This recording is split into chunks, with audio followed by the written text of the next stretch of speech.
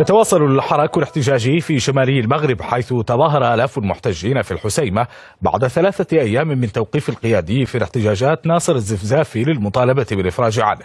وتظاهر المحتجون مجددا الليلة الماضية بعيد الإفطار في الشوارع القريبة من وسط المدينة، فيما انتشرت قوات مكافحة الشغب بأعداد كبيرة.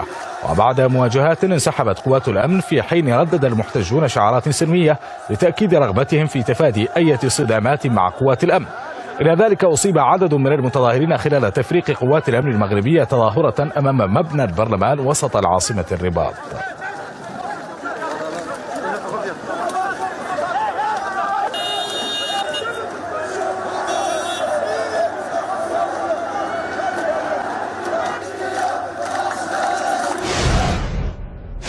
وللتعليق على هذا الموضوع انضم إلينا من طنجة رئيس مجلس جهة طنجة تطوان الحسيمة إلياس العماري. مرحبا بك سيد إلياس. إذا كنت تسمعني أردنا أن نعرف هذه الحركة الاحتجاجية التي يبدو بأنها لم تتوقف في هذه الأيام الماضية، مطالبها ما المانع في احتوائها؟ مساء الخير سيدي. طبعا هناك حركة احتجاجية سلمية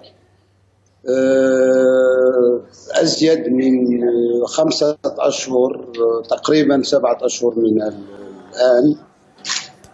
المتظاهرون يطالبون بتنزيل برنامج كانت الحكومة السابقة قد وعدت به، بل أكثر من ذلك قد وقع ما بين الأطراف الحكومية في 2015، ولكن مع كامل الأسف الحكومة لم تقوم بتنفيذ هذا البرنامج في سنة 2016. كان هناك تأخر لمدة سنة وأكثر تقريبا في تنفيذ هذا البرنامج.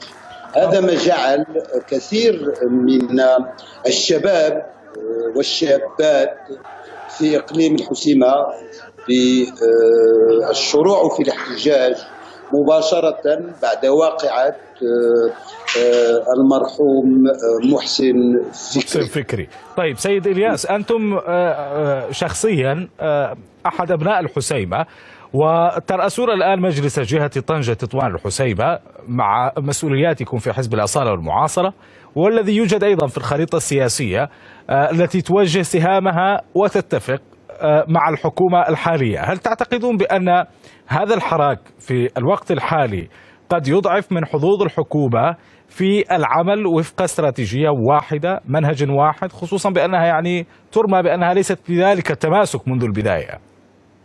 لا بالعكس، نحن قلنا هذا الكلام كحزب قبل الانتخابات. قلنا بأن الوضعية الاقتصادية المغربية وبالخصوص معدل البطالة ونسبة النمو والأزمة الاجتماعية إلى غير ذلك، فبدون اتخاذ إجراءات مستعجلة في 100 يوم الأولى سنكون أمام وضع كارثي، ليس في الحسيمة فقط ولكن في أغلب المناطق المغربية.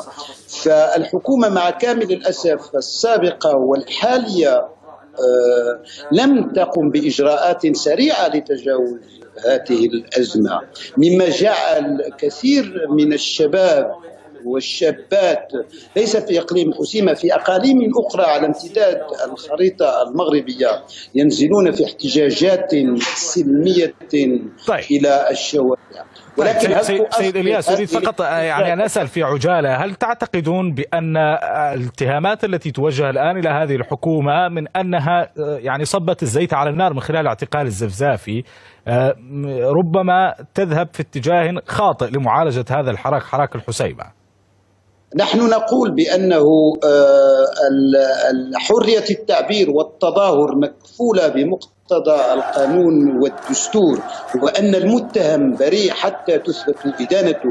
ونعتبر بأنه الاعتقالات لم تكن يوما حلا للأزمات الاجتماعية سواء لدينا أو في بلدان أخرى. هذا توجهونه من موقعكم الحزبي أم من موقعكم كمراقب للساحة؟ لا من موقعنا الحزبي ومن موقعي أيضا كرئيس لجهة طنجة والحسيمة التي تتواجد في مدينة الحسيمة، فنحن ننتصر لفضيلة الحوار ولنعمة الاستقرار. فيجب على الحكومة أن تحاور مختلف التعبيرات الموجودة سواء في الاحتجاج أو في مواقع أخرى. أشكرك جزيل الشكر من طنجة رئيس مجلس جهة طنجة تطوان الحسيمة إلياس العماري.